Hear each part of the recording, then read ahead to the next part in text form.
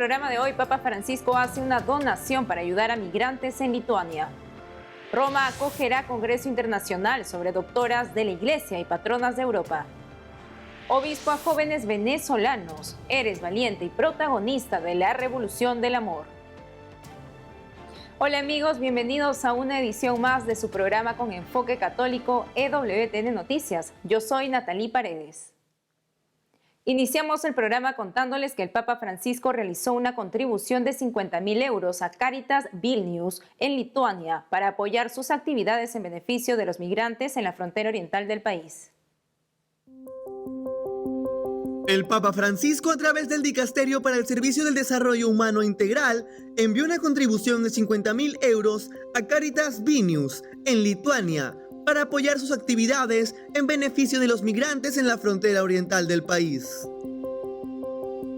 En colaboración con la Nunciatura Apostólica en Lituania, esta suma se destinará a la asistencia y a la compra de medicamentos, productos alimenticios y ropa de abrigo para aliviar las duras condiciones de vida a las que se ve sometida la población en este invierno, que desgraciadamente se ha visto agravado por la continua crisis pandémica. Este apoyo es una expresión inmediata del sentimiento de cercanía espiritual y de aliento paternal que el Papa Francisco ha manifestado repetidamente durante el Ángelus Dominical de finales de 2021 y principios de 2022 hacia los migrantes, refugiados y solicitantes de asilo en esa zona. A comienzos del mes de febrero, el gobierno lituano repatrió a casi 300 migrantes que llegaron al país de forma ilegal a través de Bielorrusia.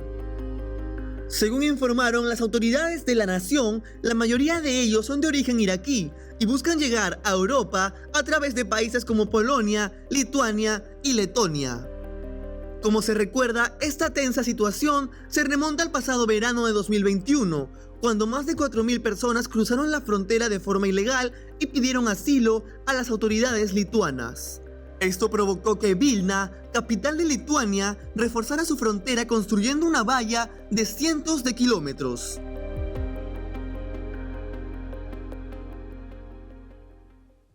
En otras informaciones, la ciudad de Roma, en Italia, acogerá el primer Congreso Internacional sobre las doctoras de la Iglesia y las patronas de Europa. Conozcamos los detalles en la siguiente nota. La ciudad de Roma acogerá el primer Congreso Internacional sobre las doctoras de la Iglesia y las patronas de Europa, que se llevará a cabo en la Pontificia Universidad Urbaniana el 7 y 8 de marzo. En ese sentido, los detalles de la iniciativa titulada Doctoras de la Iglesia y Patronas de Europa, en diálogo con el mundo de hoy, se presentaron en una rueda de prensa en el auditorio Giovanni Paolo II de la Pontificia Universidad Urbaniana. Según indicaron sus organizadores, este Congreso Internacional desea conmemorar figuras como Teresa de Lisieux, Hildegarda de Bingen o Teresa de Jesús, además de Teresa Benedicta de la Cruz, Brígida de Suecia y Catalina de Siena. En concreto, el Congreso conmemorará el reciente 50 aniversario del doctorado de Santa Catalina de Siena y de Santa Teresa de Jesús, además de los 400 años de su canonización, y el 25 aniversario del doctorado de Santa Teresita de Lisieux y el 10º de Santa Hildegarda de Bingen. A estas mujeres doctoras de la Iglesia se añaden las patronas de Europa proclamadas por San Juan Pablo II en 1999, Santa Teresa Benedicta de la Cruz y Santa Brígida de Suecia, junto con Santa Catalina de Siena. De esta manera, la iniciativa, que podrá ser seguida en forma presencial o en línea, tiene una finalidad caritativo-social, que serán destinados a beneficio de proyectos de alfabetización y formación juvenil en el Líbano.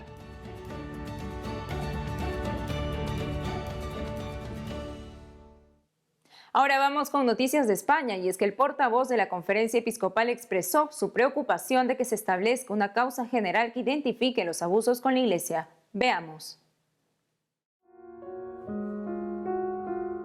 Monseñor Luis Argüello, portavoz de la Conferencia Episcopal Española y obispo auxiliar de Valladolid en España, explicó que ante los abusos sexuales cometidos por miembros de la Iglesia, un solo caso sería suficientemente grave para tomar medidas y adoptar protocolos preventivos. No obstante, expresó su preocupación de que se establezca una causa general que identifique los abusos con la Iglesia. En una entrevista concedida al Diario de Navarra, Monseñor Argüello destacó que la Iglesia desde 2010 realiza de forma proactiva una colaboración con las autoridades civiles cada vez que se tiene noticia de un caso. En esa línea explicó que una investigación preventiva de un delito les parecería un poco complicado, puesto que las cosas se investigan una vez que acontecen, algo que sucede cuando alguien lo dice, y afirmó que la actitud de la Iglesia en este caso es clarísima. De esta manera, Monseñor Luis Argüello manifestó que no hay que situar a todos en una permanente sospecha. Además, señaló que el abanico que se ha abierto es hablar prácticamente desde los años 40 hasta el presente, y argumentó que en ese periodo han estado activos cientos de miles de religiosos que han tenido contacto con millones de niños, adolescentes y jóvenes. Finalmente, Monseñor Argüello remarcó que la responsabilidad está en el abusador y que lo que les preocupa es que se establezca una causa general que identifique los abusos con la Iglesia.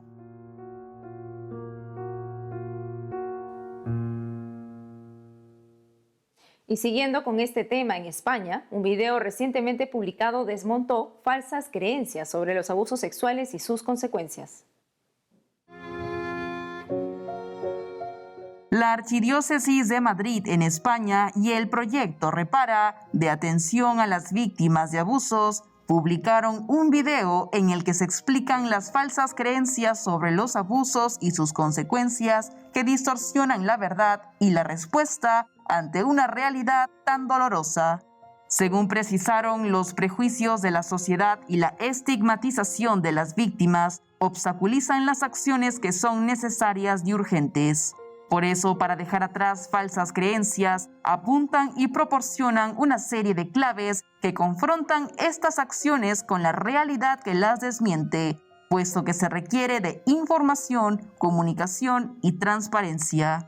En ellas, explican que las denuncias, lejos de dañar a la Iglesia, ayudan a afrontar y prevenir que se produzcan estas situaciones, e indicaron que lo que realmente les perjudica es el silenciamiento y la desconfianza respecto de las víctimas. De esta manera, aunque es cierto que la gran mayoría de los abusos se dan en el ámbito familiar, desde Repara señalaron que cuando se dan en la Iglesia es aún más grave y escandaloso porque contrasta con la autoridad moral y su credibilidad ética.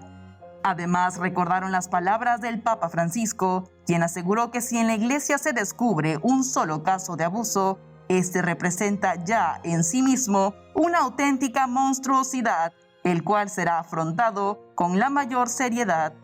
En ese sentido, ante la creencia de que en ocasiones los niños o adolescentes pueden inventar historias relacionadas con abusos, Repara explicó que pocas veces lo hacen porque no pueden fantasear detalles de una actividad sexual cuyo conocimiento les es absolutamente inapropiado para su edad, por lo que advirtieron que no creer a las víctimas provoca doble dolor.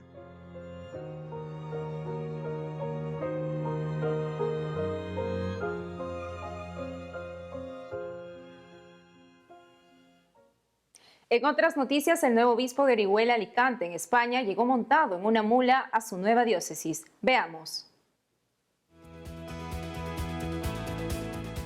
Hace unos días, Monseñor José Ignacio Munilla inició su nueva misión como obispo de Orihuela, Alicante, en España, cumpliendo una histórica tradición que lo hizo llegar a su nueva diócesis montado en una mula. Según informó la jurisdicción eclesiástica, el prelado comenzó la jornada en la localidad de Cox, pues allí existía un palacio episcopal construido por el obispo Tormo en 1733. Luego el prelado rezó en la parroquia del pueblo y de ahí pasó al ayuntamiento, donde saludó al alcalde y dirigió algunas palabras a los fieles presentes. Más adelante se dirigió a la ermita y parroquia de San Antón en Orihuela, donde rezó ante el altar. Allí montó en una mula blanca llamada Bartola para cumplir una tradición de siglos que cumplen todos los obispos de Orihuela, Alicante. Asimismo, en la misa que presidió, en la que estuvo acompañado por el nuncio en España, Monseñor Bernardito Ausa, otros obispos y sacerdotes, el nuevo obispo de Orihuela, Alicante, expresó su alegría por la gran acogida. Para concluir, Monseñor José Ignacio Munilla encomendó su ministerio al cuidado maternal de la Virgen María y al cuidado paternal de San José, al tiempo que pidió la intercesión de San Ignacio de Loyola y de San Vicente Ferrer.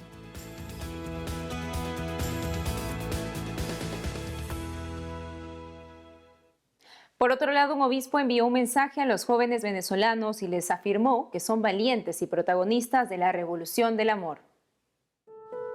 En el marco del Día Nacional de la Juventud, celebrado hace poco en Venezuela, el presidente de la Comisión Episcopal de Adolescencia y Juventud, Monseñor José Manuel Romero, envió un mensaje en el que afirmó a los jóvenes que son valientes, sembradores de esperanza y protagonistas de la revolución de la caridad y el amor. Al respecto, en el texto titulado Joven venezolano, eres valiente y creativo, el también obispo de El Tigre recordó que los jóvenes se caracterizan por su capacidad de extender su visión en el horizonte y no le ponen límites. Asimismo, el prelado resaltó que los jóvenes tienen bien claro que quien vive solamente según el principio del beneficio propio o solo busca la realización personal sin tener en cuenta a los demás, no encontrará la verdadera felicidad. De esta manera, Monseñor José Manuel Romero les agradeció por atreverse a soñar en grande, por sus esfuerzos diarios en lo común de cada día, por ser resilientes y usar la creatividad que recibieron como don de Dios Padre para proyectos innovadores que les permite ayudar a otros y sustentarse, y les pidió no detenerse. Finalmente, el prelado hizo votos para que el Señor Jesús, eternamente joven, siga manteniéndoles firmes en la fe, alegres en la esperanza y diligentes en el amor. Amigos, tenemos que hacer una pausa, pero al volver, obispo en Chile afirma que las religiones son un factor esencial para la sociedad. Además, Guatemala declara el 9 de marzo de cada año como Día por la Vida y la Familia. Ya retornamos con más noticias con Enfoque Católico.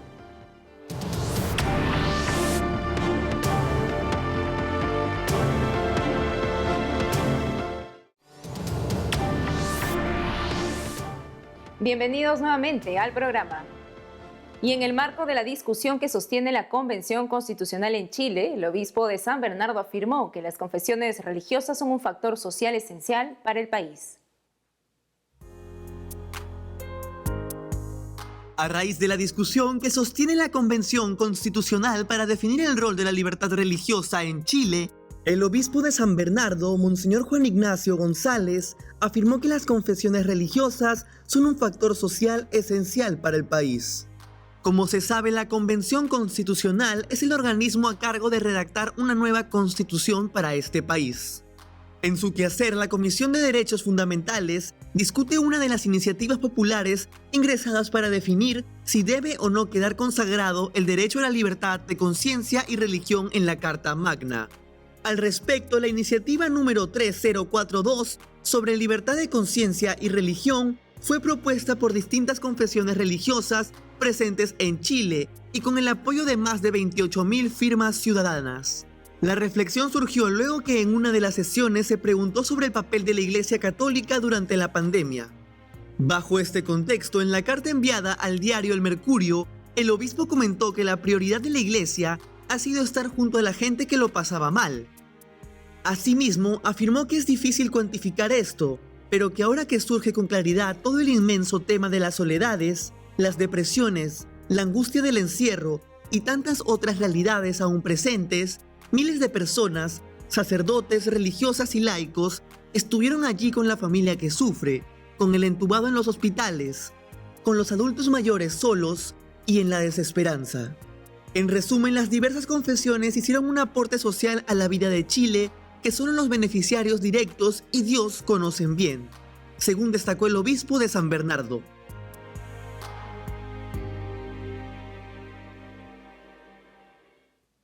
Y nos vamos de inmediato hasta El Salvador con nuestra corresponsal Sara Larín, que nos tiene noticias del primer foro sobre medicina y salud en República Dominicana y del 9 de marzo, que ha sido declarado en Guatemala como Día por la Vida y la Familia. Adelante, Sara.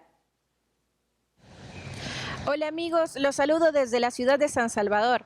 Para iniciar con el reportaje de la información, les comento que en República Dominicana se llevó a cabo el primer foro sobre medicina y salud con un enfoque humano y espiritual. El pasado 10 de febrero, la Fundación Dr. Ramón Tayaj organizó el primer foro de medicina y salud desde un enfoque humano y espiritual, con la participación de diferentes actores en el campo de la salud en República Dominicana. Durante la jornada, el vicario territorial de Santo Cristo de los Milagros, Monseñor Lorenzo Vargas, profundizó sobre el mensaje del Papa Francisco para la 30ª Jornada Mundial del Enfermo. Sean misericordiosos, así como el Padre de ustedes es misericordioso.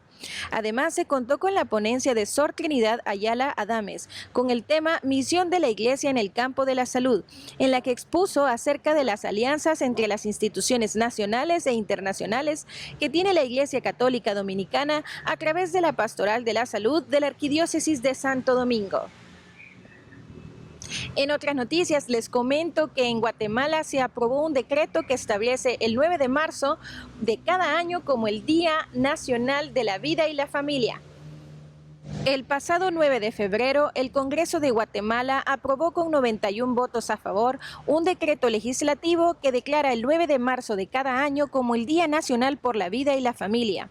El decreto fue propuesto por 45 congresistas para establecer que los 3 órganos del Estado deben realizar acciones conmemorativas que promuevan el respeto a la vida desde la concepción y la importancia de la familia en la sociedad como elemento natural y fundamental que tiene derecho a la protección del Estado.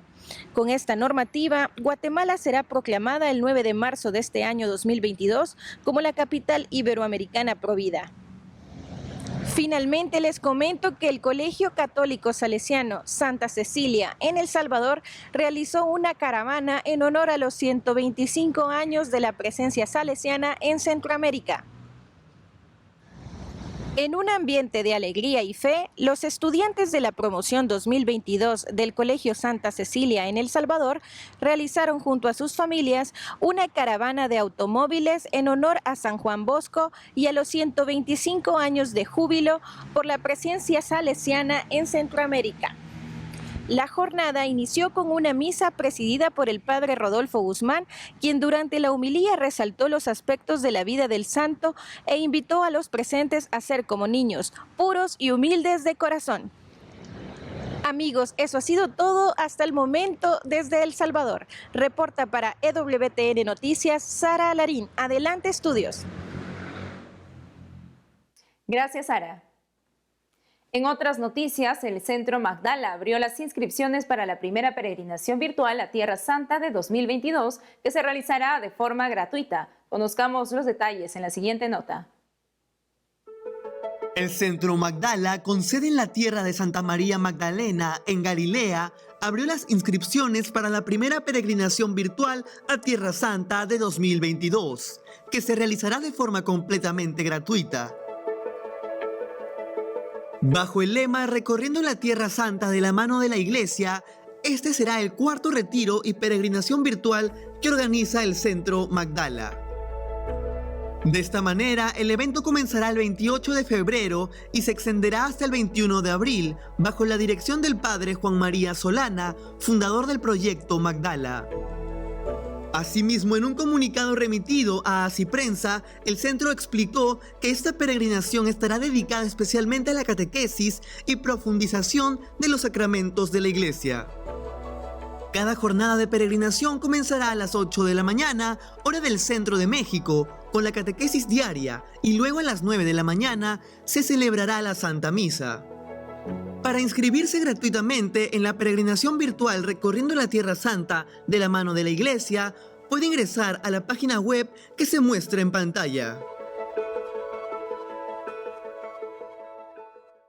Siguiendo con las noticias, les contamos que en España, la Asamblea de Asociaciones por la Vida, la Dignidad y la Libertad manifestó su disconformidad ante la aprobación en el Congreso de los Diputados de la reforma del Código Penal que criminaliza a los grupos provida que realizan momentos de oración ante las clínicas de aborto. Para darnos más detalles al respecto, estamos conectados con el doctor Jaime Mayor Oreja, presidente de la Fundación Valores y Sociedad. Doctor Jaime, bienvenido a EWTN Noticias. Muchísimas gracias por su invitación. Doctor, para ponernos en contexto, ¿cómo es que el Congreso de los Diputados ha aprobado una reforma para que se criminalice a los grupos provida que realizan momentos de oración ante las clínicas de aborto? ¿Cómo considera usted esto? Bueno, esta iniciativa forma parte de todo un proyecto, no está aislado de un proyecto que consiste esencialmente en sustituir un orden social que se fundamenta en valores cristianos por otro orden. De lo que se trata es de reinventarse la cultura de la vida, de reinventarse la historia de España, de reinventarse la naturaleza, la dignidad de la persona, de reinventar el valor de la libertad en una democracia, es decir, de ir hacia un sistema más totalitario que democrático, que consiste en que las personas que no formen parte de esa moda dominante, pues sufren una cierta persecución. Se trata de, insisto, de tener otro concepto de la naturaleza de la persona humana. Al respecto, ¿qué consecuencias podría traer esta reforma? Bueno, esta reforma es un paso más en la cultura de la muerte. De lo que se trata en este caso es de perseguir a las mujeres que ejemplarmente, en la mayoría de ocasiones, están cerca de un abortorio para simplemente a veces rezar, otras veces para tratar de convencer a esa mujer que va angustiada allí, que al menos escuche antes alguna opinión autorizada, llena de bondad por parte de ellas, ¿no? La consecuencia es que ellas podrían ir a prisión, podrían ser aplicadas en ellas el Código Penal, podrían tener una sanción. Eso. En el fondo lo grave es que hay una persecución hasta el punto que se modifica todo un código penal para perseguir un supuesto tan concreto, tan determinado, como es la persecución a las personas que están enfrente de un abortorio.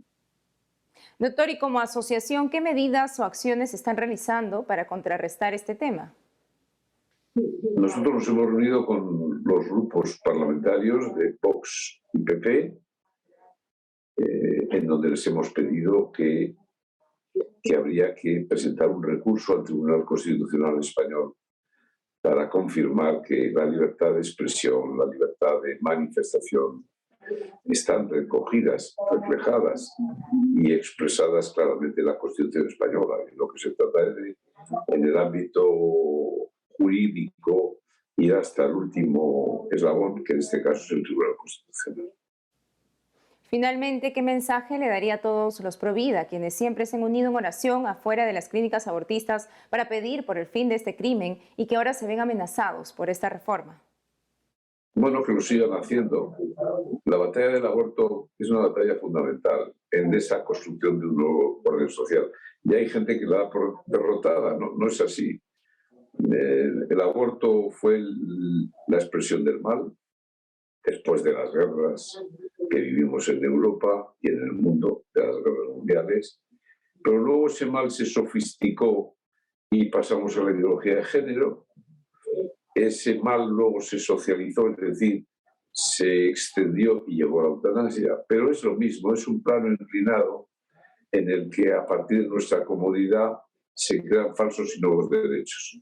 Pero la piedra angular es el aborto, seguirá siendo el debate del aborto. No podemos dar por derrotada nuestra posición, nosotros tenemos que defender la cultura de la vida, la naturaleza y la dignidad de la persona, y eso arranca con la no resignación con el aborto en su desarrollo en el mundo. Doctor Jaime Mayor Oreja, presidente de la Fundación Valores y Sociedad, gracias por haber estado hoy con nosotros. Muchísimas gracias por su invitación. Gracias, doctor. Ahora les contamos que EWTN emitirá este jueves 17 de febrero una entrevista especial con Monseñor Ganswein, quien compartió los detalles detrás de la respuesta que dio Benedicto XVI al informe sobre abusos, en el que se le acusa al Papa Emérito de no haber manejado bien 4 casos cuando estuvo en Alemania. A continuación, un poco de lo que se verá y los horarios en que se emitirá esta interesante entrevista. En una entrevista exclusiva con el jefe de la oficina de Roma de EWTN, Andreas Stonhauser, Monseñor Ganswein defendió el accionar del Papa Emérito Benedicto XVI y describió su labor pionera en la lucha contra los abusos sexuales del clero, pese a la resistencia del Vaticano. Además, resaltó el firme apoyo del Papa Francisco a su predecesor. La entrevista podrá ser vista en una emisión especial del programa Vaticano que se realizará este jueves 17 de febrero en los diversos horarios que aparecen en pantalla.